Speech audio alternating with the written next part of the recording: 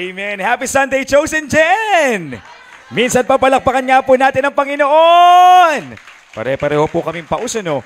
Wow, yeah, indeed, meron tayong magandang problema ngayon because we are actually overwhelmed by the number of people na dumalo sa ating second service. So, may isang panawagan lamang po, kung maaari po bang medyo pumaharap po lahat ng mga nandito po, nang sa gayon nabiglang ng konting spasyo yung mga nasa likuran pa. Baka lang sakaling meron pa tayong monoblock chair at maipasok po nila. Sige, lapit po kayo para mas makita ko po kayo at mas maramdaman ko po ang presence po ninyo. Now, isang paumanihin sa lahat po ng mga attendees po natin. Alam ko medyo siksikan, hindi na po tayo komportable, pero okay pa ba kayo dyan? Yung mga nasa likod po ng foundation sa gitna, okay pa ba kayo dyan? Okay pa po sila. Sa mga nakatayo, okay lang po ba kayo? Naku, purihin po ang Diyos sa mga buhay po ninyo. Hindi po sayang ang pagdalo nyo ngayon sa simbahan natin. Amen? Sure po ako na may gagawin po ang Diyos. Sige po, kung sakaling may kasya pang upuan, subukan po nating ipasok. Pero kung wala na, ang cute, para po tayong nasa isang classroom. Iikot nyo po yung mga mata po ninyo. O di ba, siksikan po tayo, pero lahat po tayo ngayon ay may saya. Dahil po sa presensya ng Diyos. Amen? Sige po, sa pagsisimula po natin, sabihin nga po natin sa ating katabi, masaya kasi nandyan ka. Yung iba parang hindi masyadong masaya. Kung hindi po kayo masaya sa inyong katabi, this is a call for you to invite the people you want to be with in the church. Kapag may gusto po kayong makasamang nananalangin at nagpupuri sa Diyos, dalhin po natin sa simbahan. Amen? But kidding aside, kailangan masaya po tayo sa kahit sino pa po ang katabi natin ngayon, kamag-anak man po natin o hindi, kapamilya man po natin o hindi, sapagkat tayo po ay iisang pamilya sa simbahan po na ito. Amen? Pero ang pinakamasaya, ang rason kaya dapat tayo po ay maligaya ngayon sapagkat muli po nating mararanasan ng sama-sama ang presensya at kabutihan ng Panginoon. Amen! Ako naman po nais ko pong ipa-experience sa mga first-timers ang ating warm welcome. Pwede po bang kumaway ang mga ngayon pa lamang natin makakasama sa atin pong Sunday service? Sige po, wag po kayong mahiya. Titinan ko lamang po ang ganda ng inyong mga ngiti. Wow! Welcome po sa inyo. Ang pangalan ko po ay Carl Pascua and I am the senior pastor of this 6-year-old pioneering and independent church dito po sa Cabanatuan. Nagsimula po tayo sa isang simpleng Bible study nung ako po ay dating college instructor pa lamang. At dahil po sa kalooban ng Diyos, ngayon ay isang ganap na po tayong simbahan. At ang pangalan po ng ating simbahan ay Chosen Gen. Ito po ay pinaikling Chosen Generation. Sabihin nga po nating lahat, Chosen Generation.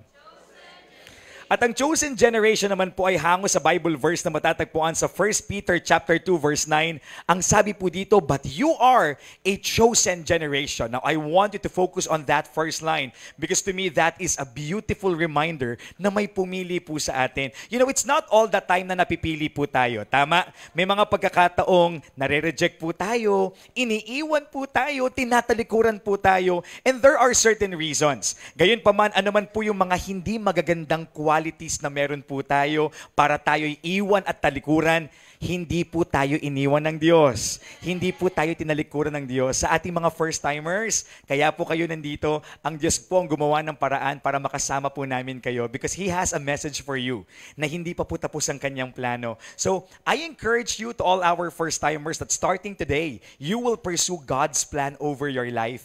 Dahil anuman po ang ganda ng mga plano natin para sa ating mga sarili, higit pong mas maganda ang plano ng Diyos para sa atin. Amen? And we would like to journey with you. Welcome home and welcome to the family. Sa mga first-timers po nating onliners, please comment down and say first-timer here para ma-welcome po kayo ng ating loving online community at ng ating po mga cute na online ushers. Hopefully, mamaya ma-shoutout ko po kayo. I really don't know kung sino po ang gumalaw ng gamit ko ngayon na iPad. Namamatay po siya. Nagkakaroon po ng konting problema. Pero ituloy-tuloy po natin ito sa lahat naman po ng mga dati pa nating nakakasama sa ating simbahan. Kahit po yung mga bumiyahe pa mula sa malayong lugar. Katulad po ng Maglaki family all the way from Bulacan. Kami po ay palaging natutuwang makita po kayo at makasama po kayo. Sa mga hindi po namin na-acknowledge, hindi man po namin mabanggit palagi ang mga pangalan po ninyo, but please know na wala pong sayang sa oras na inilalaan po ninyo para po sa Diyos. Amen! Lahat po tayo, kapag tama ang ating puso, kapag dumadalo po tayo sa bahay-simbahan, lalabas po tayong lahat na pinagpala ng lubusan. Sa lahat naman ng mga repeaters and lifetimers po natin, yan po ang tawag natin sa mga nakatutok po sa atin online palagi. Please comment down and tell us kung taga saan po kayo para ma-acknowledge po namin at the same time ma-identify po namin kung hanggang saan pa po umaabot ang live streaming na ito. Meron lamang po akong isang simpleng pabor. Please share our live stream because we were highly affected by the update of Facebook. Hindi na po nakaka-receive ng notification ng ating mga followers na nagpapatuloy po tayo sa ating online na gawain. Gayon pa man, this is a high time para tayo po ay magtulong-tulong at magkaisa na patuloy pong kumalat ang kabutihan at salita po ng Diyos. You may click the share button below. Kapag ginawa niyo po yan, magkakaroon po ng badge ang gilid ng inyong mga pangalan. Every time you comment, maaari niyo rin pong itag ang pangalan po ng inyong mga friends and loved ones sa comment box. Pwede niyo po itong isend sa inyong mga conversations or any GC sa Messenger. You can post this on your FB groups, but the easiest way to spread our online streaming right now is to click that share button below. Speaking of sharing, sa lahat naman po ng palaging sumusuporta sa atin pong mga gawain, to those who are willingly giving their love gifts, their tithes, and their offering, kulang po ang mga salitang maraming salamat para po masabi namin kung gaano po kami nagpapasalamat sa Diyos dahil po sa generosity po ninyo. At ang kaya lamang po namin gawin ay patuloy po kayong isama sa aming mga panalangin na patuloy pa po kayong pagpalain. Everybody say, Amen, Lord. Nang sa gayon ay patuloy po kayong maging blessing sa buhay ng marami pang mga tao. Well, actually, meron po akong isang announcement lamang. Katatapos lamang po ng ating Sports Fest 2024. Palakpakan nga po natin ang Diyos sa buhay ng lahat po ng mga atleta, lahat po ng mga committee members. Nagpapasalamat din po ako sa mga nag-sponsor. Katulad po ng aking sinabi sa inyo, I really don't want to advance any political preference in our church, but this won't stop me from thanking the people na talagang walang sawang tumutulong po sa atin at umaantabay po sa atin. So shout out to the Umali family, ang pamilya po ng minamahal nating gobernador, Oye Umali, sapagkat tayo po ay binigyan ng tulong pinansyal upang ang mga atleta po natin ay magkaroon ng cash prize. So congratulations to all our winners. Now, kung katatapos lamang po ng ating Sports Fest, isa naman po sa mga sanay isama nyo po sa inyong panalangin ay ang pinaghahandaan po nating 7th anniversary celebration this coming August. Hindi po uso ang pahinga dito po sa Chosen Gen. Wala na pong tigil-tigil po ito, dire-diretso na po. At dahil po dyan, ang pinaka-announcement ko po talaga, hindi yung anniversary, kundi yung magaganap po on July 10. Everybody say July 10. And this is the much-awaited recognition night ng mga members po nating magtatapos o nagtapos ng kanilang pag-aaral ngayong taon. Magkakaiba po kasi ng schedule ng graduation. But if you will graduate or kung ikaw naman ay gumraduate this year, whether elementary, junior high, senior high, college, even for master's and doctoral degree, we invite you for a dinner date. But it's only a very simple dinner date. Gayon pa man, we want to celebrate with you. Nais po namin kayong bigyan ng pagkilala at ng sertipiko. Kaya magkita-kita po tayo this coming Wednesday, July 10, 6 p.m. dito po sa ating simbahan. Mamaya po sa pagkatapos ng ating gawain, dumiretso po kayo sa likuran, ilista nyo po ang inyong pangalan. At contact number, please po, huwag nyo pong kakalimutan para kung meron man po kaming announcement ay masabi po namin sa inyo. Wear anything casual. Ready na po ba tayo? Magka-shoutout lamang po ako. Pagpasensyahan nyo na po sapagkat gasgas po ang aking boses ngayon dahil sa sunod-sunod po nating mga gawain, pero hindi po tayo papapigil na basahin ang ilang komento ng ating mga onliners. At nagka-problema din po ang aking internet connection. I'm really sorry kung hindi ko na po ngayon masya-shoutout ang ating po mga onliners because we are struggling to fix our technicalities. Please keep on commenting because this is the only way that we can interact with each other. Patuloy po nating bahain ang salita ng pagpapala ang ating comment box at kung naniniwala po kayo na marami ang matututo at mabibless sa ating pag-aaralan, i-share nyo na po ang ating live stream ngayon. Handa na po ba kayo? Sa atin pong pagsisimula, sabihin nyo nga po, konti pa. Nasabi nyo na po ba ang mga salitang konti pa? Halimbawa, kayo po ay pumila sa buffet area dahil may handaan, pero hindi po marami yung binigay. So magre-request po kayo sa nagsasandok, konti pa. O baka naman po sa mga estudyanteng nanghihingi ng baon sa kanilang mga magulang, meron po kayong pupuntahan o may gusto po kayong bilhing milk tea or iced coffee. So kapag abot po ng mga magulang po ninyo ng allowance nyo, Ma, Pa, honor naman ako konti pa. O baka naman po yung ilan sa atin ay puyat na puyat kakahabol ng mga deadline. Pabagsak na po yung mata natin, pero kailangan pa po nating tapusin ang ating mga gawain. So sinasampal po natin si self. At sinasabi po natin, self, konti pa. O baka naman po yung ilan sa inyo, nababanggit nyo po ito kapag nagtitimpi na po kayo. Mararamdaman mo na talaga yung hagupit ng galit ko eh. Konti ka pa, konti ka pa. Buti na lang po dito sa simbahan po natin, walang magagalitin. Amen? Kapag chosen gen member, mapagmahal. Amen? Sabihin nyo nga po sa katabi nyo, ang bait-bait mo na. But you know what? Ako may experience po ako at nasabi ko na po ito sa isang pagkakataong medyo mabigat. Everybody say mabigat. Ako po ay may mga inaalagaan and I call them disciples. Kaya po ang ilan po sa mga kabataan, ang tawag po sa akin ay Tatay Carl. Mula po nung ako ay naging Kristiyano, wala na pong ibang naging kagustuhan ng aking puso kundi makapagdala po ng mga tao, makapaglapit po ng mga kabataan para sa Panginoon. Sabihin niyo pong lahat sa akin, bakit? Kasi yun po ang ating trabaho. Nalaman ko po yung mabuting balita. Ano po ba yung pinakamabuting balita? Na meron po palang daan, katotohanan at buhay. Na meron po palang way, truth, and life para tayo po ay magkaroon ng buhay na walang hanggan. So, sa kabila po ng lahat ng good news na natatanggap ko, ito po pala yung pinakamabuting balita. And I know to myself na kapag ang balita ay mabuti, you should not contain it. And you should not just keep it by yourself. Dapat ibinabahagi. Dapat kalat natin. And so, I stayed faithful in my task or my mission as a Christian to share Jesus to more and more people. At sana ganun din po ang maging puso po natin. Dahil alam po natin na si Jesus ang daan upang tayo po ay magkaroon ng buhay na walang hanggan, ibahagi din po natin ito sa ibang mga tao. Gayunpaman, meron po akong isang inaalagaan na parang pasuko na po sa kanyang sitwasyon. Pasuko na po sa kanyang pinagdadaanan. Ngayon, nung kinausap niyo po ako, ang sabi ko na lamang po sa kanya, anak, konti pa.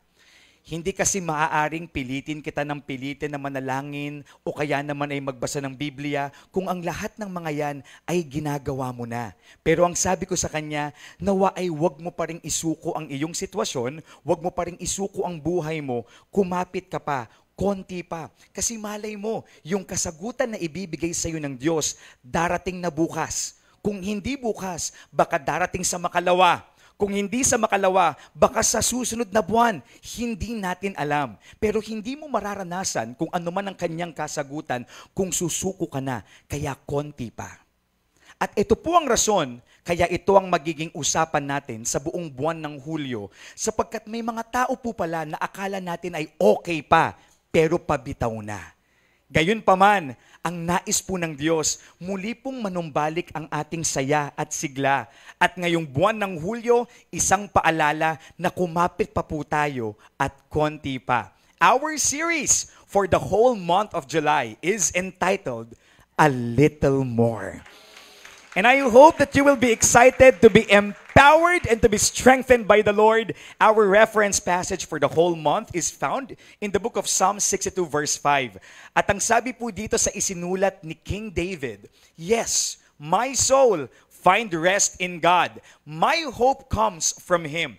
This was the time when he was facing a lot of battles. Ito po yung pagkakataon na si King David, habang pinapamunuan po niya ang Israel, marami po ang mga lumalaban at sumusubok po na sila ay pabagsakin. Gayunpaman, hindi po siya bumibitaw, hindi po siya sumusuko. At alam niyang ang kailangan lang po niya, ang kalakasang nagmumula po sa Diyos. So ngayon pong buong buwan ng Hulyo, magpapahinga po tayong lahat at magpapalakas sa presensya ng Diyos. Amen!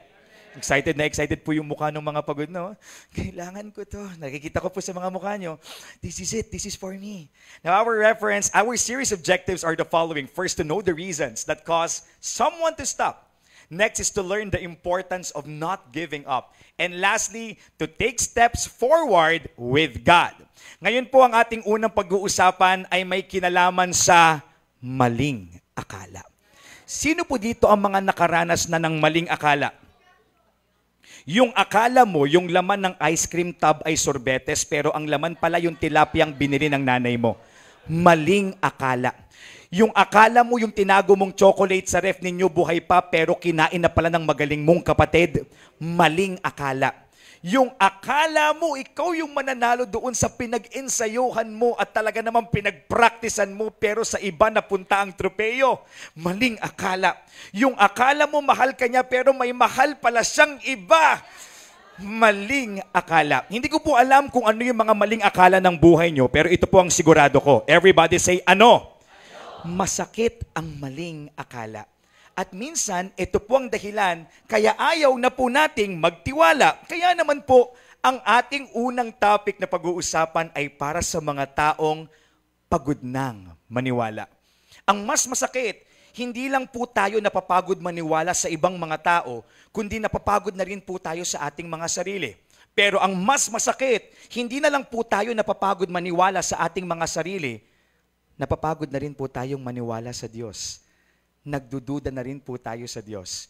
You know, before I went here inside, trying to give myself even a 15-minute rest sapagkat wala na po akong hintong nagsasalita kaya nagasgas po ang aking boses. I was just trying to browse my Facebook page and to my surprise, there was a notification.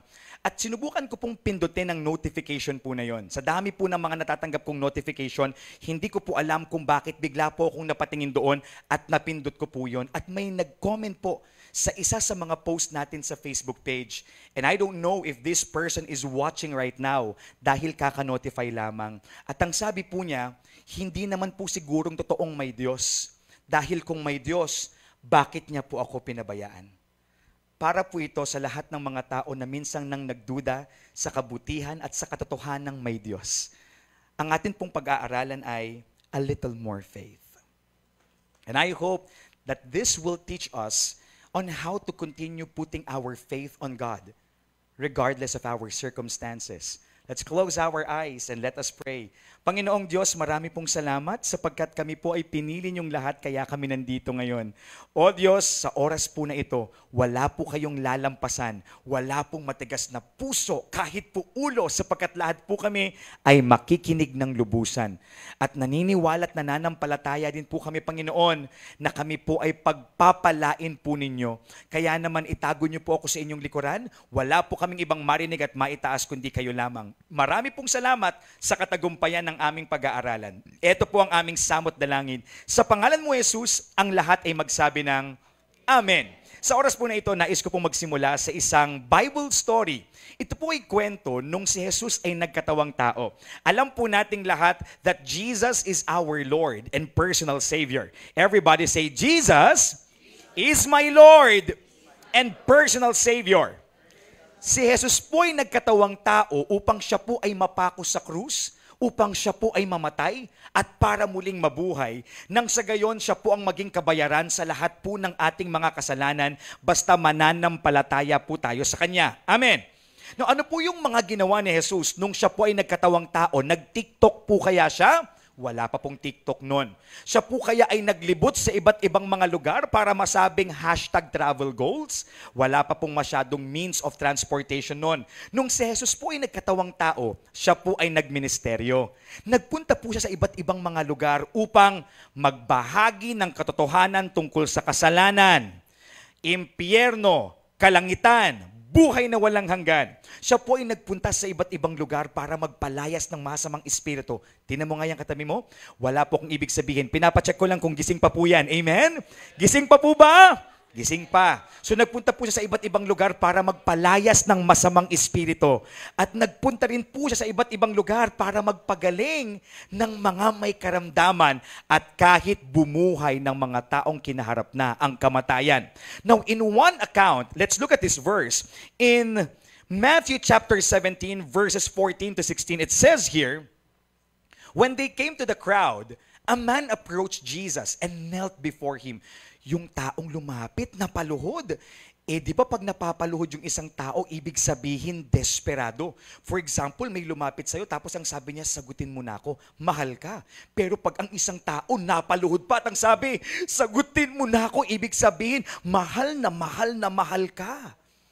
Ibig pong sabihin, yung lumapit po kay Jesus, gustong-gusto po niyang magkaroon ng kasagutan sa kanyang kinakailangan. So ano po ang sabi ng lalaking ito? Lord, have mercy on my son.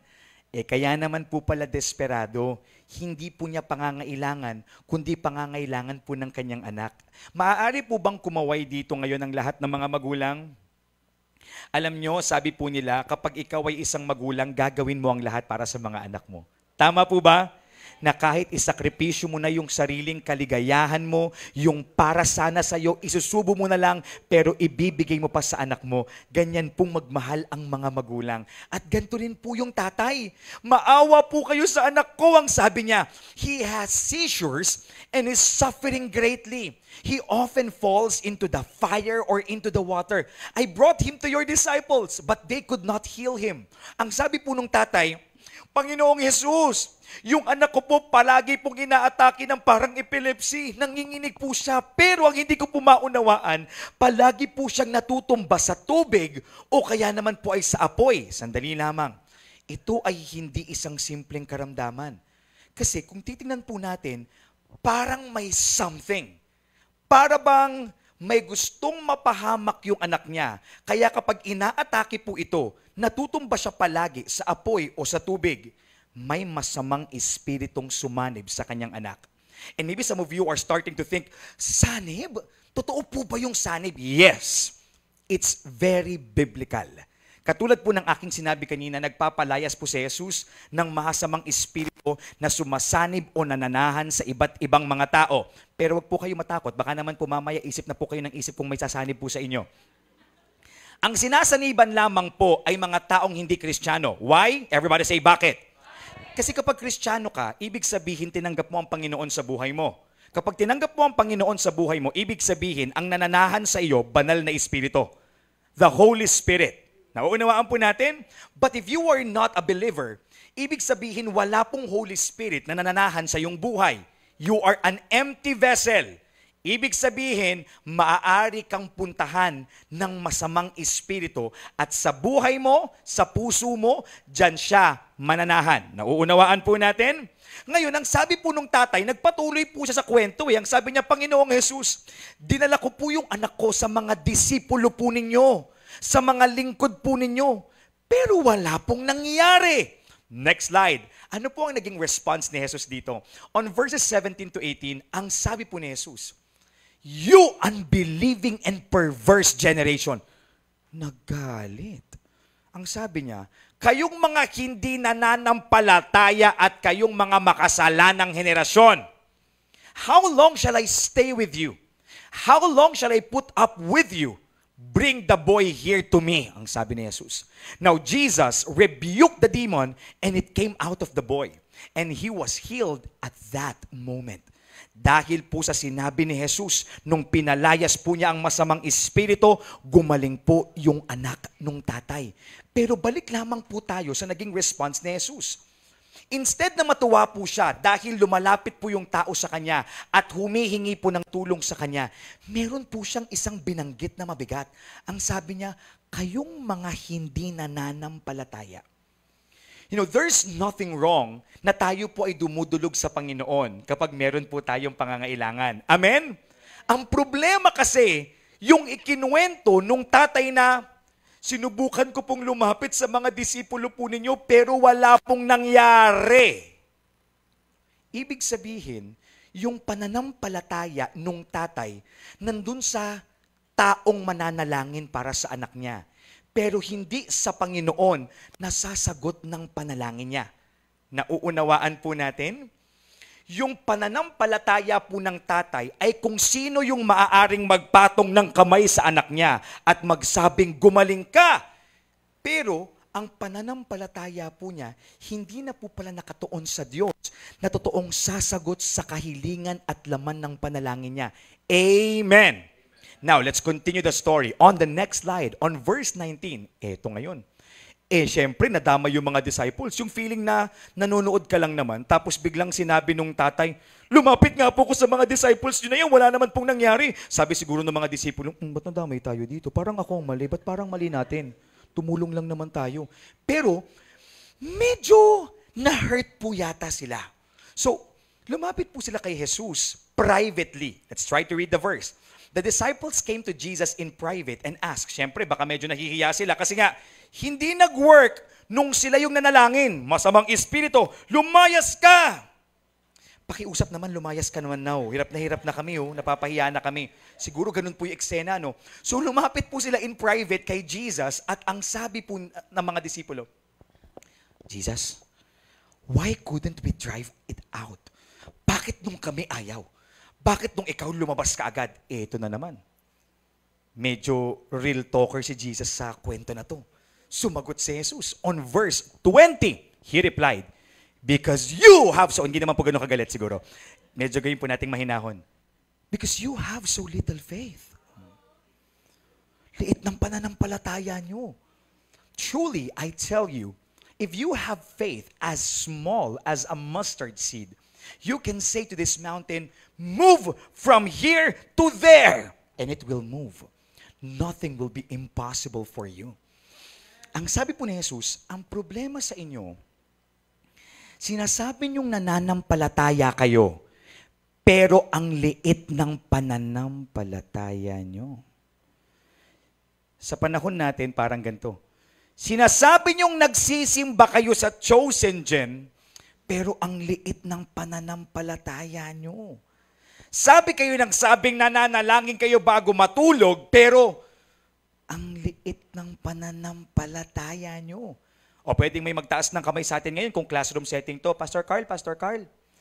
Eh bakit po ganun? Ang sabi po ni Jesus nung nagpatuloy po siya, if you have faith, small as a mustard seed, nothing will be impossible for you. Sabi ni Jesus, kaya ganyan kasi maliit ang pananampalataya nyo. Kaya dapat maliit ang pananampalataya nyo. Parang contradicting po, Pastor Carl, yung sinabi po ni Jesus. Kaya ganyan, kasi maliit ang pananampalataya nyo, kaya dapat wag. Pero dapat maliit yung pananampalataya nyo. Parang nakagulo. Mamaya susubukan po nating sagutin. But I want us first to focus on the first statement of Jesus. Nung sinabi po niyang, ang problema, you have so little faith. Church, maybe it's true that there are days we feel like we have a little faith. Marahil may mga araw po talaga, no, na pakiramdam po natin ang liit ng pananampalataya natin, na ang hina po ng pananampalataya natin. At kailan po nangyayari ito? Kailan po natin nararamdaman ang bagay po na ito? Subukan po nating aralin. Number 1, nararamdaman po nating maliit ang ating pananampalataya when we have unanswered prayers. Marahil lahat po tayo dito, meron po tayong idinudulog sa panalangin. Gayunpaman, marahil ang lahat din ay mag-a-agree kapag sinabi kong hindi lahat ng pinapanalangin natin ibinibigay po sa atin. And we can easily blame our faith because of that. Panginoon, no, lagi naman akong dumudulog sa iyo sa panalangin. Kapag nasa chosen gen nga ako, kahit ang prayer ni Pastor Carl, magsisi sa kasalanan, hindi ako nagsisi sa kasalanan ko, hinihingi ko lang lahat ng gusto ko, yung pala mali. Pero magpatuloy tayo, Lord, lumuluhod pa nga ako pag nagpipray ako eh. Umiiyak pa nga ako pag nagpipray ako eh. Pero bakit hindi mo sinasagot yung mga panalangin ko? Kulang pa ba? Kailangan ko ba bang magbasa ng Bible? Kailangan ba hindi lang Sunday ako pupunta sa church kahit sarado na sa labas ako, nananalangin ako? Kailangan po ba mas matindi pa po yung ibigay ko na tithes and offering para dinggin niyo po ako? Wait.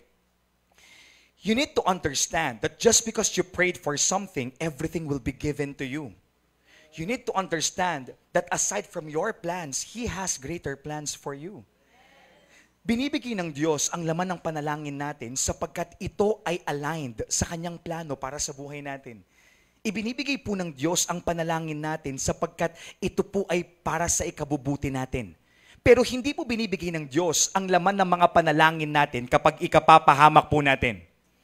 Hindi po ibinibigay ng Diyos ang laman ng panalangin natin kapag mali po yung intensyon ng mga puso natin. Church, just because our prayers are unanswered does not mean there's a problem in our faith. Because the truth is, kaya nga hindi binibigay ng Diyos sa'yo dahil sa pananampalataya mo at nakikita niyang ikapapahamak mo yung isang bagay na ipinapanalangin mo. Mali eh. Everybody say, mali eh. Therefore, we can conclude that when we have faith, kahit yung mga panalangin nating hindi sinagot, sinagot na rin niya. Amen. But church, maybe, just maybe, subukan nating balansehin. Baka nga kasi may mali po talaga sa atin. Nananalangin po tayo, pero punong-puno pa rin po ng pagdududa ang ating mga puso. Yun po ang problema. For example, naku, na-experience ko po ito sapagkat ang tinapos ko pong kurso ay education. I am a teacher by profession. Ngayon po, nung nag-take po ako ng board exam, maniwala po kayo, pag board exam season, magiging prayerful ang nation. Lahat nananalangin. Kahit yung mga hindi po dating umaattend ng church, mananalangin po yan. Na-invite po ako na speaker sa Batangas. Na lumapit po sa akin ng isang graduate from University of the Philippines. Wow! Tapos ang sabi niya sa akin, Carl, nagustuhan ko yung mensahe mo. Actually, ang ganda kasi kinausap mo yung mga estudyante at bigla mo na lamang ibinahagi yung pananampalataya mo. Ang galing nun kasi hindi religious yung activity natin. Pero hindi mo hinayaang hindi mo binanggit ang Panginoon. Alam mo sa amin sa UP, sabi po niyang ganyan, din nakinig naman po ako. Alam mo sa amin sa UP, hindi totoo na mga atheist kami. Dahil sa sobrang hirap na mga subjects namin doon, lahat kami tumawag na sa kung sino-sinong Diyos. Diyos ng araw, Diyos ng buwan, Diyos ng puno, Diyos ng karunungan, Diyos ng utak, lahat ng Diyos. So lahat kami may pinaniniwala ang Supreme Being. Yan. So lahat daw po sila marunong manalangin. Balik po tayo ngayon sa kwento ko. Ganun pag board exam. Lahat natututong lumuhod. Lahat natututong manalangin. Lahat nagpupunta at dumadayo ng iba't ibang simbahan para sabihin, Lord, ipasa mo naman na ako. Ganyan po. Lord, pasa. Ang problemang naobserbahan ko ay ganito. Tingin po kayo sa akin So may mga lalapit po sa akin, Carl, pag-pray mo naman kami. Pipray po kami. Lord, papasa po kami sa board exam. Papasa po ang mga batang ito sa board exam. Pero Lord, syempre, at the end of the day, may your will be done. So after ng prayer, grabe inspired. Thank you, Pastor Carl. Nararamdaman talaga namin yung presensya ng Diyos. Ipapasa kami ng Diyos. Kinabukasan, ang dami ko pang hindi nare-review. Feeling ko babagsak talaga ako, friend. Feeling ko talaga hindi ako makakapasa. Nung katatapos mo lang mag-pray, naniniwala kang sasagutin yung panalangin mo, pero pagkalipas lamang ng isang gabi, punong-puno na naman ang pagdududa ang puso mo. Alam nyo, nagiging ganyan po tayo.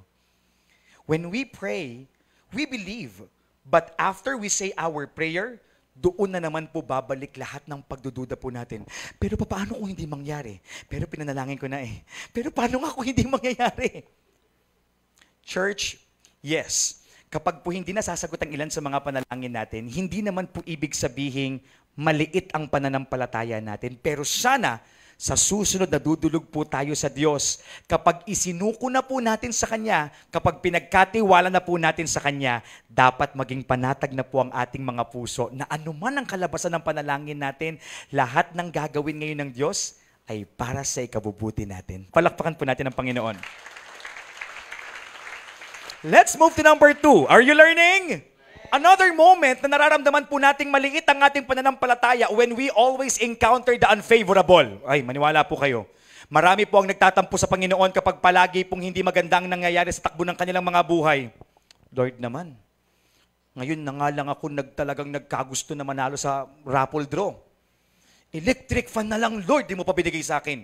Mula elementary ako hanggang nagtatrabaho na ako sa kumpanya namin, lagi na lang hindi nabubunot yung pangalan ko. Napaka-unfavorable naman ang sitwasyon ko na ito.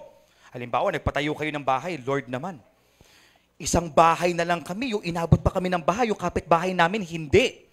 Bakit naman ganito? Iisa lang naman yung barangay namin. Iisa lang naman yung lupa na pinaglagyan namin ng bahay namin. O kaya naman sa mga may sasakyan, Lord naman, yung tropa ko, ang yabang-yabang magmaneho, tapos ako yung naplatan. May problema pa sa pananampalataya ko.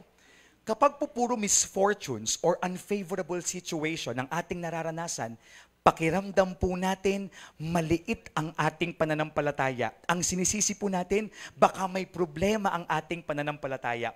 We need to understand that there are different seasons in our life. Everybody say, seasons. Kung may season ng tag-ulan, may season ng tag-araw. Tama po ba? So kung may season na tayo po ay malungkot, may season din pong tayo ay masaya. Kung may season po na tayo ay pinapalad sa buhay, may season din po na parang hindi magaganda ang nangyayari sa ating mga buhay. But just because there are different seasons does not mean there's a problem in our faith. Hinahayaan po ng Diyos na makaranas tayo ng iba't ibang sitwasyon nang sa gayon, lumalawak din po ang ating natututunan. Amen! So I hope that next time, in every season of your life, pumasa sa exam, medyo sumabit yung grade. Nanalo sa contest, medyo hindi pinalad sa ngayon. Nawa po ay wag po natin palaging i-associate iyon sa maliit nating pananampalataya. Bagkus, in every season, whether something is good or unfavorable, we continue to trust in the goodness of the Lord. Amen! Palakpakan po natin ang Panginoon. Moving on to number 3, another moment where we feel like our faith is small when we face multiple problems. Ito, nauunawaan ko po kayo sa parting ito. Sino po dito ang mga katukayo ko, mga katropa ko na parang paborito ng problema? Yung may pinagdadaanan ka pa lang ngayon, hindi pa nga nasusolusyonan, may problema na kaagad. Di ba, tita, ano? Sino po dito yung parang pakiramdam mo Lord, favorite mo ba ako? Lord, hindi ako strong. Inform lang kita, Lord, hindi ako strong. Baka naman pwedeng mong ibigay dun sa, ayun, nainis ako dun Nagturo ka pa talaga. Gusto mo pang ipasa yung mga problema. Syempre, may friend kang motivational speaker. Yan. May friend kang motivational speaker. Christian. So, bibigyan ka ngayon ng advice. Eto, alam nyo, hindi po dahil Christian ay palaging tama po ang sasabihin sa inyo, ha? Kailangan ang abiso po natin sa mga tao, yung biblically correct, yung alam po nating tama in accordance po sa salita po ng Diyos. Bakit? Ganito po kasi ang pwede kong sabihin Halimbawa po, si Kuya Johnny ay dumanas ng mga problema. Pwede po ba nating patayuin si Kuya Johnny sa harapan? Kaya ko po siya pinatayo dahil hiningi pa po niya ang damit na ito dahil nagandahan niya po yung kulay pero hindi po ito sa kanya. So, alimbawa, anak ko, ikaw ay problemado. Patong-patong anak Yan. So, ngayon bilang ako po si Christian, tapos gusto ko po na lumakas ang loob niya. Lord, gagamitin mo ko para ma-inspire siya, para ma-motivate siya. Ganito ang sabihin ko, Johnny, Yes, Tay. gusto ko lang malaman mo na kaya patong-patong ang mga problema ng buhay mo kasi nakikita ng Panginoon na malakas kanyang sundalo. Wow! Malakas kang sundalo at alam ng Diyos na kayang-kaya mo ang anumang pagsubok at problemang ibibigay niya. Alam mo, buti ka pa nga nang gaslight ka pa. Buti ka pa nga Kasi buhay ka pa kahit na ganyan kadami problema mo. Alam mo ko ako yan? Sumuko na talaga ako. Kaya bilib ako sa'yo. Kaya ipagpatuloy mo lamang yung paglaban mo. Balang araw magiging maayos din ang lahat. Siyempre siya naman, I'm a strong soldier of God pala. So, kaya naman pala kinakaya, kaya pala patong-patong yung mga pagsubok at problema. Ako yung matinding sundalo ng Diyos. Siyempre, pag matinding sundalo ka, magpapastor ka na. Diba? Diba? Nasabi ko lang. Nabanggit ko lang. Palakpakan po natin si Johnny. Thank you, Johnny. Mali. Hindi tama. Hindi po tayo binibigyan ng napakadaming pagsubok at problema ng Diyos dahil kaya po natin. Binibigyan po tayo ng napakaraming problema ng Diyos para siya po yung maalala natin.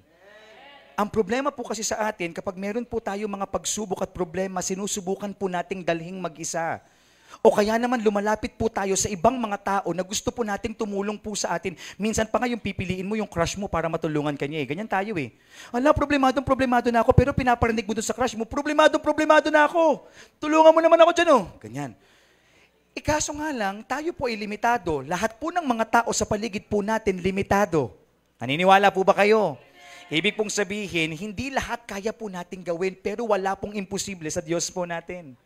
Maaaring ang dahilan po pala, kaya po patong-patong ang ating mga pagsubok at problema, kasi ayaw pa rin po nating isuko lahat sa Kanya. We are still trying to figure out how we can fix our problems by ourselves. Hindi kaya ko pa to siguro. Hindi may mga tumutulong naman sa aking mga tao. Hindi Maybe the lesson God wants you to understand is, hindi mo kaya, pero nandyan siya at hinihintay ka lang niyang isuko mo ang lahat sa Kanya. And maybe this is really the problem kung bakit po patong-patong ang ating mga problema. Baka totoo na sa puntong ito, maliit po ang pananampalataya natin sa Kanya. Nananampalataya na po tayo sa ating sarili at sa ating kapwa. Let's move to point number 4. Another moment where we feel like we have a little faith when our hearts are full of fear and doubt.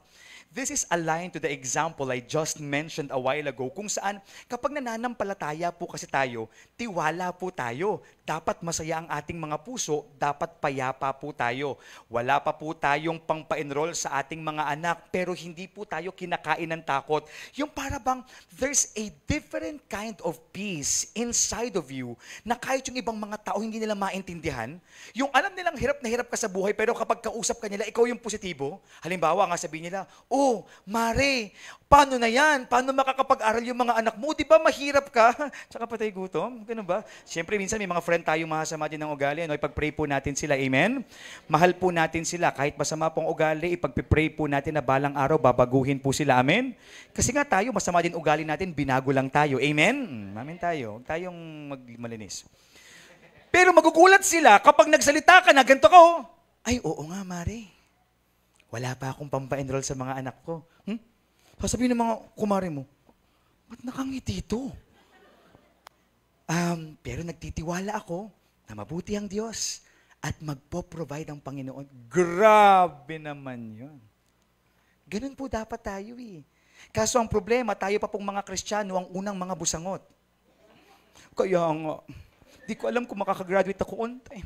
Di ko alam kung kakailanganin namin yung ganyan. So ngayon, magkataka naman yung mga kaibigan natin. Ba't napaka-negative ng friend natin na to? Di ba ito yung Kristiyano? Church, maybe it's true that we have a little faith because instead of having a different kind of peace of mind, instead of having a different kind of security, instead of having a different kind of joy in our hearts, ang mas nararamdaman po sa atin pangamba. Ang nararamdaman po sa atin yung takot. I understand. It's difficult to hide all the fears in our hearts because of so much uncertainties. Oh, kaway nga po dito yung mga katulad kong young adults. Ganyan. Meron po ba mga young adults dito? Yung mga nasa edad 20 to 35 years old. Ang sabi po kasi nila, ang mga young adults daw po ang isa sa mga pressured sa buhay. Kasi ito po yung season na kailangan may mapatunayan sila, kailangan makatulong sila sa pamilya nila, kailangan po mag-work yung mga plano po nila because this will dictate kung saan po sila pupunta the next years of their lives. I truly understand where you are coming from. But today is a reminder from the Lord na ano man po yung mga uncertain sa buhay natin, ano man po yung mga bagay na hindi pa po natin sigurado, meron naman pong nag-iisang sigurado eh. Totoo naman na lahat pwedeng magbago, na lahat pwedeng mag-fail, na lahat pwedeng mawasak, bumagsak, lahat yan hindi sigurado. Pero isa yung sigurado at yun yung panghawakan mo. Sabihin po natin lahat, ano yung sigurado? Na nandyan ang Diyos at siya hindi magbabago sa buhay mo. Palakpakan po natin ang Panginoon. If you have God, kahit wala pa yung mga bagay na kailangan mo, if you have God, you have everything that you need. Be at peace in the name of Jesus. Moving on to number 5. Another moment where we feel like ang liit ng pananampalataya natin when we are not getting any better. Alam nyo, maaaring totoo po ito. Na kapag hindi po tayo nagbabago, pero nananalangin naman po tayo, nagsisimba naman po tayo, baka maliit ang ating pananampalataya, masakit po ang sunod ko nga sabihin, o baka naman ang pananampalataya po natin ay hindi naging totoo. Church, kapag tayo po ay Kristiyano, ibig pong sabihin, illustration po ulit tayo para mabilis po nating maunawaan. Pag tayo po ay Kristiyano, ibig sabihin tinanggap po natin ang Panginoon sa ating mga buhay. Amen? So pag tinanggap po natin sa ating buhay, nananahan po ang presensya ng Panginoon sa atin. Amen? At kapag nanahan po ang Panginoon sa atin, hindi po siya tamad, kumikilos po siya. Amen? Tayo minsan kasi ang tendency natin, kapag tayo po ay nanahan sa bahay po ng iba, imbis na maglinis po tayo, tulog po tayo palagi. Kapag nakikituloy po tayo sa bahay ng iba, kahit konting pagwawalis lang kaya pag-uurong ng pinagkainan natin, hindi po natin gagawin. Nanonood na po kagad tayo sa TV ng Netflix. Ang Panginoon, hindi po ganoon. Kapag ang Panginoon po ang nanahan sa ating mga puso, kumikilos po siya. Panginoon na nga po siya, siya pa'y kumikilos. Grabe naman yun.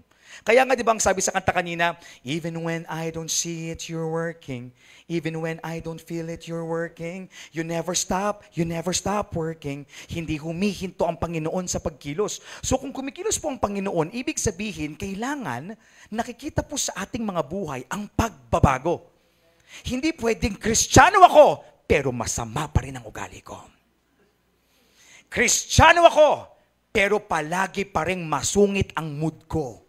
Kristiyano ako, pero hindi ako magpapatawad ng mga tao. Kristiyano ako, pero hindi ako tutulong, pinaghirapan ko ang yaman ko, bahala kayo sa buhay. Hindi po eh.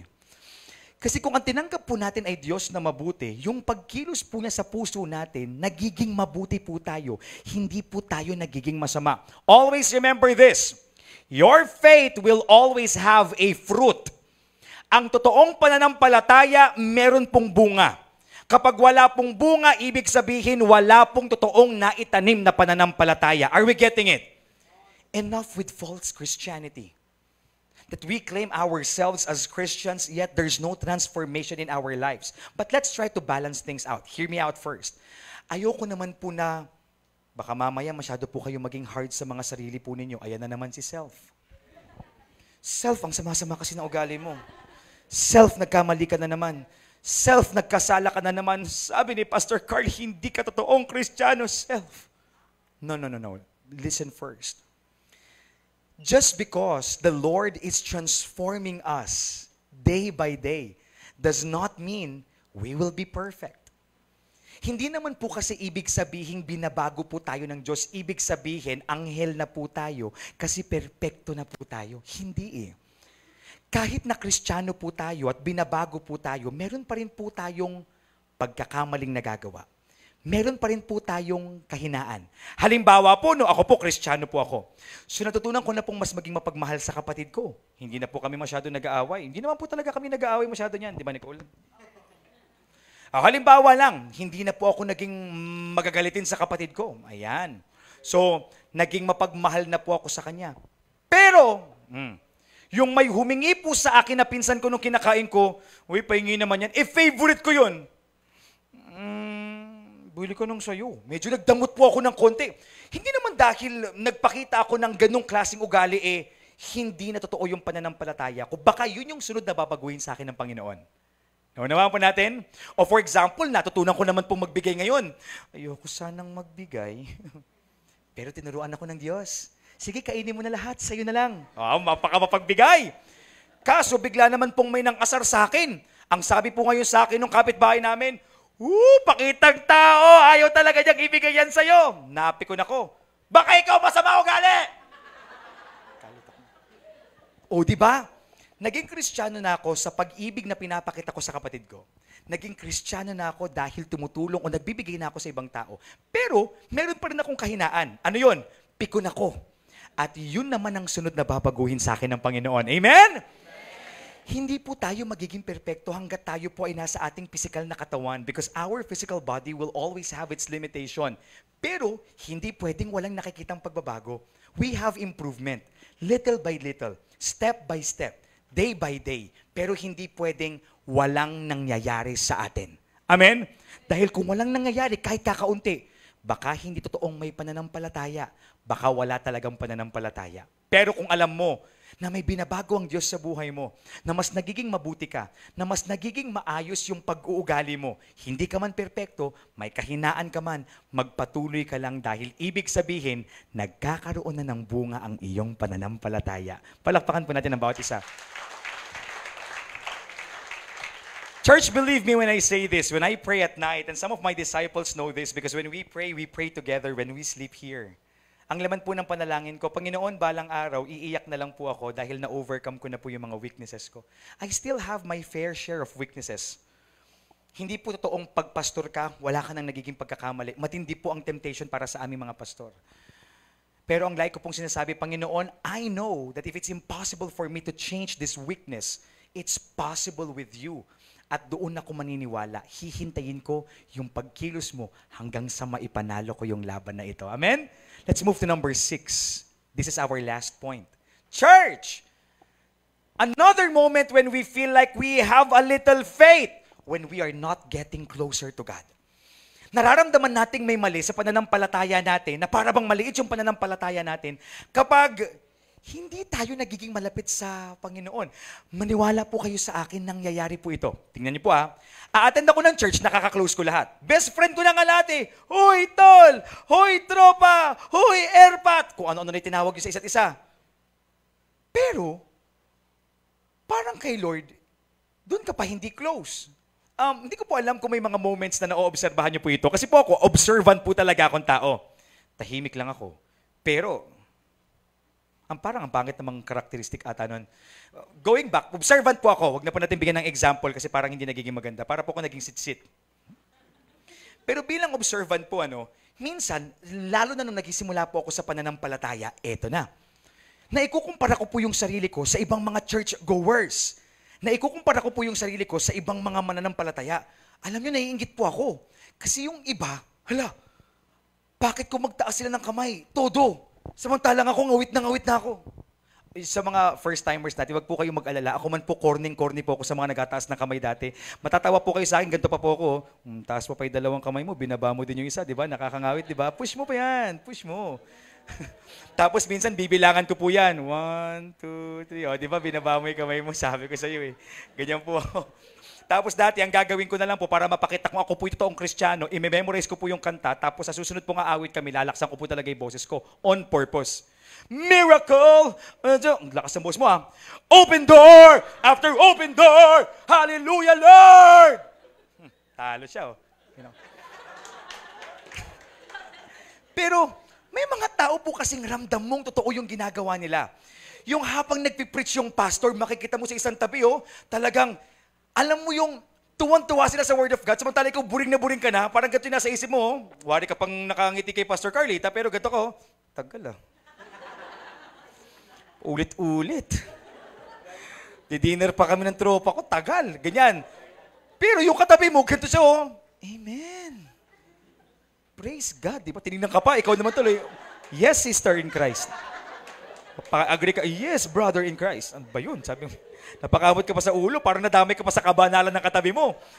May katabi ka, parang talagang for the notes siya may lumabas na verse, Ay, gusto ko yung verse na yun. Powerful. Ganyan siya, Pag may sinabi si Pastor Carl, yung katabi mo, sabi, Amen, Lord, Amen. Nung nanalangin, grabe, sineryoso niya. Umiiyak, umahagulgol. Ikaw tuloy nahiya ka. Ay, kailangan atang umiyak.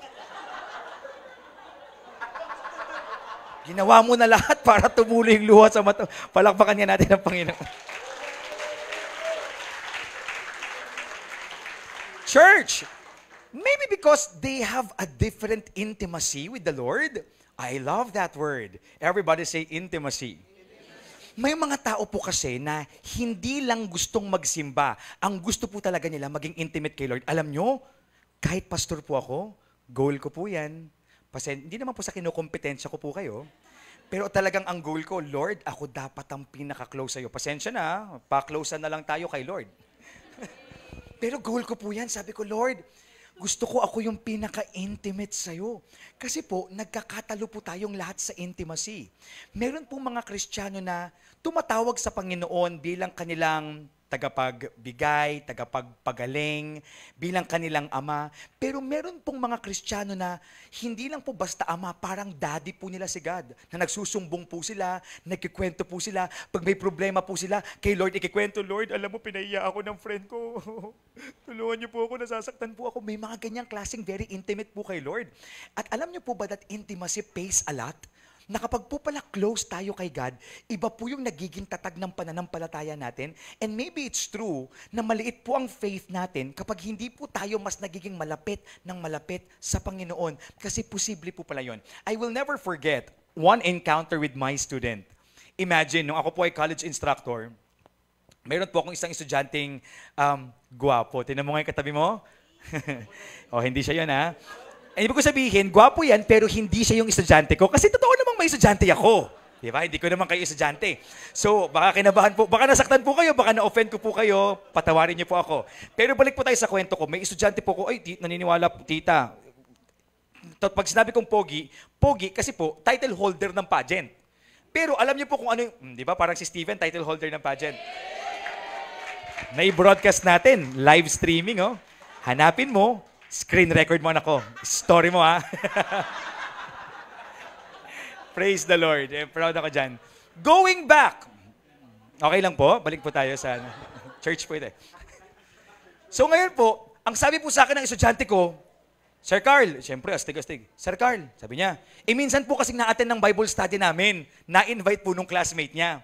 Sabi niya, Sir Carl, may narinig po kasi ako sa pinreach niyo po kanina eh. Sabi niya, ano yun? Sabi ko, yung kinikilig po kay Lord, sabi niya, paano po ba yung kiligin kay Lord? Parang ang OA naman po noon, sabi niya. Sabi ko sa kanya, ulitin mo pa yan, ha? Ay, hindi ko po sinabi yun. Hindi ko po sinabi yun. Natuwa po ako kasi nagkaroon po siya ng curiosity at ganoon din po kasi ako dati. Sabi ko nga po sa inyo, corny po ako sa gawain sa simbahan eh. So natuwa po ako kasi yun din po yung tanong ko dati. Hindi ko po magets, paano bang kinikilig yung iba? Lord, ganoon? Kapag may verse na binasa, grabe naman yun, Lord. Ganoon ba yun? So ganoon din po siya, nagtaka din po siya. Sabi niya, paano po yung kiligin kay Lord? Alam nyo, hindi ko po alam kung paano kasagutin. So ang sinabi ko lang po sa kanya, Siyempre, baka mabanggit ko yung pangalan. Alam mo, sabi ko sa kanya ganyan, subukan mo lang umattend ng Bible study natin. Sabi ko, tuloy-tuloy mo lang, natutuwa ako sa iyo na binigyan mo ng time yung life group. So sana maka-attend ka ulit kasi alam mo, ikaw yung makaka-discover ng kilig sa Panginoon kapag lalo kang lumalalim sa pananampalataya mo. After 1 month, lumapit po ulit sa akin yung estudyante ko. Ang sabi niya, Tay, siyempre, sarap sa puso nun. Naging disciple ko na po siya. Tatay Carl, gets ko na po yung sinasabi niyong kinikilig sa Panginoon. Gusto niyo po bang malaman kung paano? Hindi, joke lang. Alam mo yung hinahanap-hanap mo yung gawain para sa Kanya? Yung ayaw mong umabsent ng life group. Yung tipong may lakad kayong magbabarkada, pero dahil alam mong church service, mauna na kayo. Susunod na lang ako. Tatapusin ko lang yung church service. O gusto niyo daan tayong lahat sa church? Sige na. Pag hindi kayo nag-enjoy, huwag kayong bumalik. Pero pag na-bless kayo, magtuloy-tuloy tayo. Game? Excited kayo. Pag praise and worship, kahit hindi mo alam yung kanta, susubukan mong basahin yung lyrics tapos papalakpak ka. Pag alam mo naman yung kanta, talagang ipipikit mo yung mata mo, tapos aawitin mo siya, hindi lang para mag-perform habang nakaupo or dyan sa upuan, kundi para talagang haranahin ng Panginoon. Alam mo yung kapag nananalangin ka, hindi lang yung parang makahingi ka, kundi gusto mo talagang makipagkwentuhan sa Kanya, yung gusto mo talagang may kinakausap ka, yan po ang ibig sabihin ng intimacy kay God. Church, I hope all of us would desire to be closer to the Lord. Kasi pag mas nagiging close po tayo sa tao, mas minamahal po natin. Kapag mas magiging close po tayo sa Diyos, mas mamahalin po natin siya at mas lalalim po ang ating pananampalataya sa Kanya. Chosen Gen, let me just tell you this. Tough times are God's ways to lead us back to Him. Ano totoo po niyan, kaya po tayo may mga seasons na feeling natin ang liit po ng ating pananampalataya. Hindi po para i-condemn tayo ng Panginoon, hindi niya po gawain yan. May mga taong masakit kung magsalita.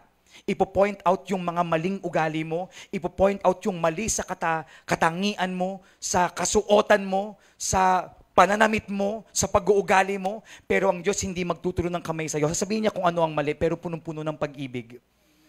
At kapag tayo po ay may mga moments na feeling po natin ang liit ng pananampalataya natin, hindi po gusto ng Diyos na mapahiya po tayo, tapos yung mas lumayo po tayo. Kapag po may mga pagkakataon na maliit po yung pananampalataya natin, ibig pong sabihin, hinihila po tayo ng Diyos pabalik po sa Kanya. Church, tough times are God's ways to activate our faith. The more po na tayo ay sinusubok, the more po na may mga sitwasyon ng ating mga buhay na parang ang liit-liit po ng pananampalataya natin, pakiramdam po natin, hindi tayo totoong mga Kristiyano, that is the time that God wants us to activate our faith and hold on to Him. Ang gusto po niya, mas kumapit po tayo sa Kanya. Sapagkat lumalabas po ang totoong pananampalataya, hindi kapag ang buhay ay puno lamang ng saya at sigla, kundi kapag tayo po ay puno ng kabigatan, pagsubok at mga problema. Katulad po ng sinasabi sa Biblia, in the book of 1 Peter chapter 1, verses 6 to 7, in all this you greatly rejoice, though now, for a little while, you may have had to suffer grief in all kinds of trials. These have come so that the proven genuineness of your faith, of greater worth than gold, which perishes even though refined by fire, may result in praise, glory, and honor when Jesus Christ is revealed. Medyo malalim. Simplihan po natin. Ang sinasabi lamang po dito, kaya po tayo sinusubok para maging totoo ang ating pananampalataya. Kaya po tayo binibigyan ng mga problema ng Panginoon, hindi po dahil pinabayaan tayo. Church, listen. Just because we feel like there's no blessing in our life does not mean God is not real. Because sometimes it's us not having faith in Him. That's why we continue to suffer. Hindi po dahil nahihirapan po tayo, ang kahulugan po nun walang Diyos sa ating mga buhay. Dahil ang problema, dapat sana yung kabigatan na maglalapit sa atin sa Kanya, pero ang ginawa natin, mas lumayo tayo sa Kanya, mas nagtampo po tayo sa Kanya, mas nagalit po tayo sa Kanya, mas nawalan po tayo ng tiwala sa Kanya. If there were times you doubted and questioned God's existence, His goodness, because nothing good is happening in your life. I hope that this evening, you will have a different perspective. That the reason why there are tough times in your life is because God is teaching you one thing, that He is real, and all you need to do is to have faith in Him. Palakpakan po natin ang Panginoon. Church, we are almost done. I just have 2 reminders for you. Reminder number 1, your faith should not be based on what you can do, but on what God can do. Ang nagiging problema po kaya yung pananampalataya natin palaging parang mababa, parang maliit, ay dahil yung pananampalataya po pala natin ay nakatuon na lamang sa kung ano po yung gagawin natin o sabihin na natin sa gagawin po ng ibang tao. Sa buhay po natin, hindi. Katulad po ng ating pinag-aralan kanina, ang tao limitado. Amen? Yung mga katabi po natin, kahit mukhang perfect po yan, may weakness pa rin po yan. Amen? O nagkanya-kanyang siko po kayo, perfect ka daw, friend. Yun na nga kahit mukha siyang perfect, meron pa rin siyang limitation. Hindi lahat kaya niyang gawin. Kahit magaling yan sa volleyball, baka nahihirapan siyang mag-solve ng mathematical equation. Wow! So lahat po tayo may mga pagsubok, may mga limitasyon sa buhay. O kahit na for example, sabihin natin siya ay nag-excel academically pero hindi yan marunong magsaing. So lahat po tayo may weaknesses. Amen? So when you have faith, hindi dahil magaling ka o may magaling kang kakampi. Nakuha natin yung ace player, mananalo na tayo. Nasaan yung tiwala mo? Nasa kasamahan mo. Dapat ang pananampalataya sa Diyos. Church, balik tayo ngayon dun sa naging kasagutan ni Jesus. Nung sinabi ng mga disipulo niyang, Jesus, bakit nung kami yung nag-pray, sabi namin sa evil spirit, come out! Hindi lumabas. Tapos ang sabi ni Jesus, because you have so little faith. Balik po tayo dito. Pero ang sinabi niya, truly I tell you, if you have a faith as small as a mustard seed, you can say to this mountain, move from here to there. You need to understand the meaning of this sapagkat maaaring may magtanong po sa inyo nito at hindi niyo po pwedeng sabihin na kailangan mong magkaroon ng maliit na pananampalataya. Kasing liit ng mustard seed para anuman yung laman ng panalangin mo ibibigay sa iyo. Hindi po ganun ang ibig sabihin nito. Ang totoo po niyan, hindi po mustard seed ang pinakamaliit na buto sa buong mundo. Pero kaya po ito ginamit ni Jesus sapagkat ito po yung alam ng mga disipulo. So he was using an illustration that the disciples would understand. Hindi po kasi nagmamagaling si Jesus. Ang gusto po niya, minsan po kasi may mga English words po tayo, pero tayo lang may alam. Para magmukhang tayo ang mas angat sa mga barkada po natin. Ano yung sinabi mo? Ang sabi ko, flabbergasted. Spell mo nga. Ang sabi ko, joke lang. Pero si Jesus, gumamit po siya ng example na maiintindihan ng mga disciples. So ginamit po niya yung mustard seed. At ang pinapoint out po niya ay hindi yung liit ng pananampalataya, kundi kung ano ang nagagawa ng totoong pananampalataya. Because a mustard seed is, meron po kasing variant ang mustard seed, na kapag tumubo po ay nagiging malagong puno. So from being a seed, kapag totoo, yung buto, nagiging mayabong. Nagkakaroon po ng magandang resulta. So, what Jesus meant here is, ang problema sa inyo, ang liit ng pananampalataya nyo. Ngayon, ganito po ang pinaka-konteksto ng kanyang sinabi. Dapat ang meron kayo ay pananampalataya na kahit hindi kayo katulad ko, na kahit na kayo ay sabihin nating lingkod, kahit kayo ay mga nagsisimula pa lamang sa pagiging Kristiyano, basta totoo ang pananampalataya nyo, may magagawa yan hindi dahil magaling kayo, kundi dahil nakatuon ang pananampalataya nyo sa Diyos na sasagot sa inyo. Are we getting it? We are being encouraged that we just need to have genuine faith. It's not how long we stayed in the church.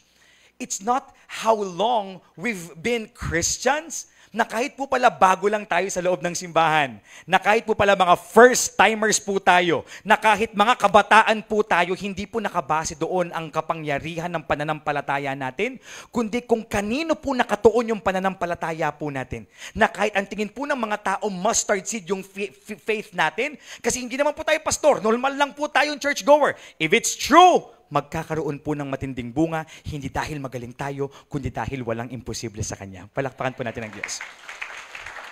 We're almost done. Reminder number 2, your faith should not be based on your changing situations, but on the unchanging faithfulness of God. Church, remind this to yourself over and over. Madali pong maapektuhan ng mga tao na nangyayari sa kanilang sitwasyon. Maniwala po kayo. Ngayong araw, in love ka sa Panginoon kasi ang saya nang nangyayari. Bukas, nung binrake ka ng jowa mo, ayaw mo na namang magsimba. Ayoko na. Hindi totoo ang Panginoon. Hindi totoo ang Panginoon. Nung sumunod na araw, ang laki ng kinita mo sa negosyo mo, praise the Lord! Nung sumunod na araw, ni hindi ka man lang nakakota, ayaw ko na talagang magpatuloy sa pagiging Kristiyano ko, hindi ako paborito ng Panginoon. The problem is, you are basing your faith on your changing situations. Everything changes. Maniwala ka sa akin. Kahit yung tao na akala mo pinakatapat at totoo, maaaring magbago. Magugulat ka na lang, parang hindi ko na siya kilala, parang iba na siya.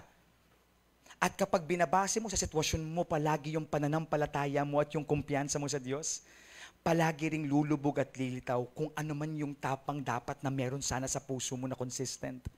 Instead, base your faith on the unchanging faithfulness of God. Because He never changes. Just like what the verse says. In the book of, can we show it? Numbers chapter 23 verse 19, God is not human that He should lie. Not a human being that He should change His mind. Does He speak and then not act? Does He promise and not fulfill? Ang sinasabi lang po sa Biblia, kapag sinabi ng Diyos, gagawin niya. At kapag yan ang plano ng Diyos, hindi yan magbabago, mananatili yan sapagkat tapat siya. He is the same yesterday, today, and tomorrow. Palakpakan po natin ang Panginoon. I would like to invite our music team here at the altar because I'm done. Chosen Gen, maaaring masira ang tiwala mo sa mga tao, sa sarili mo, sa sitwasyon na kinapapalooban mo. Pero wag na wag mong hahayaang masira ang tiwala mo sa Diyos. Alam ko minsan nakakasawang maniwala sa magagandang salita, sa mga magagandang pangako. Minsan nakakapagod pong maniwala kapag umaasa na po tayo ng sobra sa isang sitwasyon. Kapag kumakapit po tayo ng sobra sa isang sitwasyon, Pastor Carl, ito na lang po yung last choice ko eh. Ito na lang po yung paraan para makaahon po kami sa hirap eh. Ito na lang po yung last chance ko para maipanalo ko po yung sarili ko eh. But church, anybody can disappoint you. But just because you are disappointed by people, just because you are disappointed by your situation, that does not mean you should be disappointed with God. Church, He allows disappointments and problems because He wants you to be reminded that happiness comes from Him. Fulfillment comes from Him. Maaaring pasayahin ka ng ibang tao, ng ibang mga sitwasyon. Pero alam mo yung may kulang sa puso mo? Yung nakukuha mo naman lahat ng gusto mo pero sa gabi, may hinahanap-hanap ka. Yung hindi kayang punan ng kahit anong bagay, ng kahit anong yaman, ng kahit sinong tao. Kasi kulang ng presensya ng Diyos. At kaya ka nandito ngayon. Ang gusto ng Panginoon, magpapuno ka ulit sa Kanya. Bumalik ka sa Kanya at manatili ka sa Kanya. I would like to end with a Bible story of someone who was disappointed of himself. He was disappointed of the people around him. And he was disappointed with his situation. Grabe naman disappointment to. Nanatili po kaya siyang nanampalataya? Let's find out. Ang pangalan po ng character ay Gideon. Sabihin nga po nating lahat, Gideon. Ngayon po, dahil po sa patuloy na pagkakasala ng Israel, bayan ng Israel, sila po ay binigyan ng consequence ng Diyos. Sila po ay sinasakop, pinapahirapan ng Midianites. Sila po ay mula sa Midian. So, for a long time, nabuhay po sa takot ang mga Israelites. Kasama po doon si Gideon. Now look at this verse in the book of Judges chapter 6 verses 11 to 12. Ang sabi po dito, one day, the angel of the Lord came and sat down under the oak in Ophrah that belonged to Joash the Abizrite, where his son Gideon was threshing wheat in a winepress to keep it from the Midianites. When the angel of the Lord appeared to Gideon, he said, "The Lord is with you, mighty warrior." Medyo malalim po ano? Ang sabi po dito, si Gideon daw, itinatabi na yung kanila pong ani kasi nga, sasakupin na naman po siya ng Midianite. Kukunin lang po lahat ng meron sila. Pero nagulat na lang po si Gideon, bigla pong may anghel ang Diyos at ang sabi sa kanya, "The Lord is with you." Siguro yung pagpanting po ng tenga ni Gideon, "Anong the Lord is with you?" Seryoso po, nagalit po siya. Next slide. On verse 13, ang sabi po niya, "Pardon me, my Lord," Gideon replied. "But if the Lord is with us, Why has all this happened to us? Where are all His wonders that our ancestors told us about when they said, "Did not the Lord bring us out of Egypt? But now the Lord has abandoned us and given us into the hand of Midian." Anong sinasabi nyo na andyan ang Panginoon na kasama namin ng Diyos? Hindi yan totoo. Kasi kung totoong may Diyos, dapat hindi kami sinasakop ng ganito. Hindi kami nahihirapan ng ganito. He was disappointed with their situation. He was mad. And maybe he was about to give up on his faith. Pero ano yung naging response ng anghel? On the next slide, verse 14, ang sabi pa nga dito, the Lord turned to him and said, so it's the Lord speaking to him now through the angel. Ang sabi, "Go in the strength you have and save Israel out of Midian's hands. Am I not sending you?" Papalawakin ko po para maunawaan po ninyo. Nung sinabi po ni Gideon, hindi totoo may Diyos. Kung totoong may Diyos, hindi dapat kami nahihirapang mga Israelita sa mga Midianites. Pero ang sinabi ng Diyos sa kanya, o kaya nga ako nandito. Ililigtas ko na kayo. At gagamitin kita. You need to understand. Halos mawalan na ng pananampalataya si Gideon. Pero ang gustong ituro ng Diyos sa kanya, kinailangan lang niyang maghintay. Kasi nga, eto na siya, at ang gagamitin ay siya pa. Kinailangan lang niyang maghintay. At marahil may mga pagkakataon na nawawalan na po tayo ng pananampalataya. Pero kailangan lang po nating maghintay. Baka may mga pagkakataon po na gusto na po nating isuko yung tiwala po natin sa Diyos. Pero sinusubok lang po pala tayo. May mga problema, may mga kabigatan. Pero kailangan lang nating magpatuloy at maghintay. Ang totoo po niyan, disappointed din po kasi si Gideon sa sarili niya. Alam niyo, meron po akong isang disciple na nakaupo dito ngayon na gusto ko pong yakapin. Kasi matagal po siyang nawala sa simbahan, pero ang kine-question po niya yung sarili po niya. Every time I ask him, ang nakikita ko pong rason kaya hindi po siya makabalik-balik ng church, nahihirapan po siya. Pero nandito po siya ngayon. Kasi gusto na po niyang sukuan yung sarili niya. Alam po niyang pasaway siya eh. Alam po niyang may mga nagagawa po siyang kasalanan. Ang dami po niyang nagagawang pagkukulang. And maybe hindi lang po siya yung ganyan yung nararamdaman. Maybe some of us or maybe a lot of us, we feel the same. Nakakahiya naman kasi magpatuloy sa church kasi nga alam naman namin puno kami ng kalokohan sa labas. Ang hirap naman po kasi, Pastor Carl, magpatuloy na pagiging Kristiyano. Alam naman po namin baka tawagin lang po kami mga hipokrito at mga hipokrito na mga tao kasi hindi naman po kami nagbabago. But the Lord is telling you today, kaya nga ikaw nandito ngayon. Kaya nga kita kinorner ngayon. Kasi gusto kong sabihin, kikilos pa rin ako sa buhay mo at gagamitin pa rin kita. Kinailangan mo lang mahirapan. Kinailangan mo lang maghintay.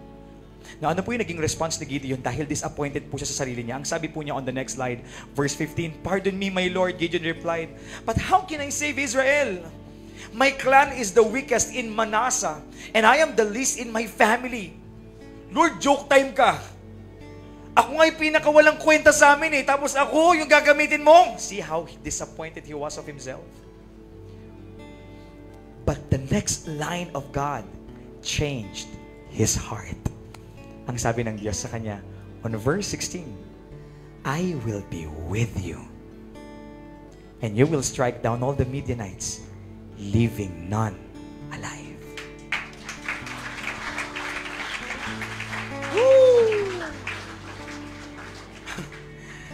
Grabe naman yung "I will be with you." Yung para bang gusto mong sabihin sa Panginoon, "Panginoon, pasensya ka na kung bakit di ako nagpapatuloy sa pananampalataya ko Panginoon, pasensya ka na kung tinatamad ako mag-church Panginoon, pasensya ka na kung ba't di ako nagko-commit sa ministry. Panginoon, pasensya ka na kung bakit kahit sino yung nag-i-invite sa akin, ang hirap-hirap kong pumunta sa simbahan. Wala kasi akong kwenta eh. Ang pangit ng ugali ko eh. Ang dami kong pagkakamali eh. Iba pa yung priorities ko, Lord eh. Pero ang gustong sabihin ng Diyos sa'yo, kahit iniwan ka na ng lahat sa sama ng ugali mo, kahit sinukuan ka na ng mundo dahil hindi ka nagbabago, I will be with you. Church, God is with us tonight. And it's up to us if we will accept Him in our lives. The best thing that happened to the story of Gideon was they were only 300. And their enemy was around 135,000 Midianites.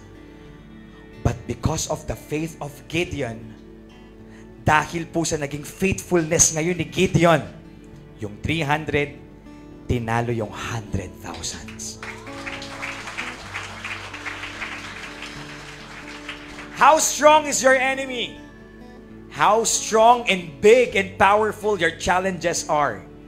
Nothing is more powerful than your God. All you need to do tonight is to believe that God is with you and He will fight for you. You only need to have faith.